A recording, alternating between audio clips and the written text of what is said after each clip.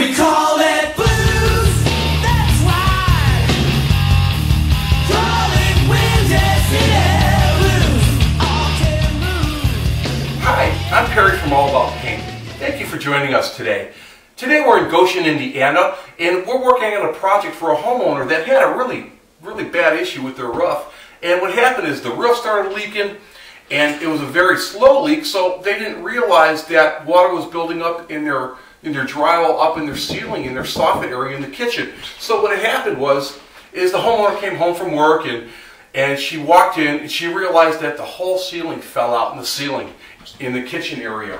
And so what she did, she called a neighbor, and they're laughing about it, cleaning up. But then they called us and said, hey, we need some work done here, and we're saying we'll be happy to come out. So because we're so far away from this location, another drywall team came in, fixed the roof. They fixed the drywall, they did the roof, and we're at a point now to where we're just going to be doing priming, painting. We're going to be choosing colors.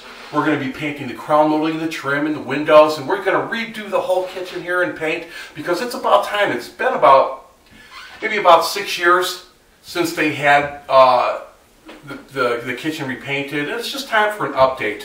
It's time to start priming. So what we're going to do here first is I want to tell you a little bit about our color choices. We're going with dark oranges, burnt reds, and we're going to do a dark tone ceiling. So what we're going to do is we're going to prime the ceiling with a dark tone primer.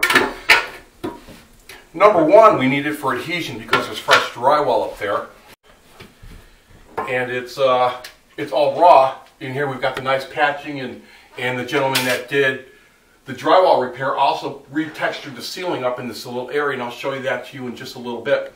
But we're going to go with a darker primer. It'll help us with our coverage on the final coat or on the paint coats. And it's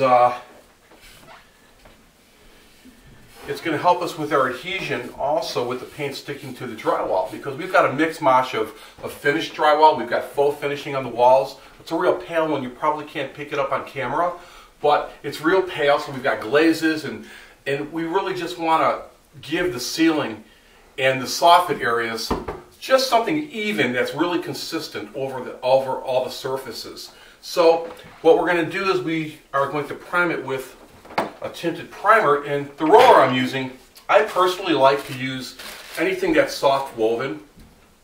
Purdy has a real nice one. It's a White Dove. This is not a promotion for their product, but it's just something I use. And you can buy almost any brand in a soft woven and it'll work. And in this case, we're going with a 1/2 inch nap. So what we're going to do is we're going to load the roller up. And what I like to do is, and it just saves us a little time, is I will roll first before I do my cutting. Because if you do your cutting first, you'll have a tendency to bring in your brush out a lot farther away from where you're cutting in, and it just takes you a lot more time and energy. So what we're doing is we're going to roll a coat of our primer on here,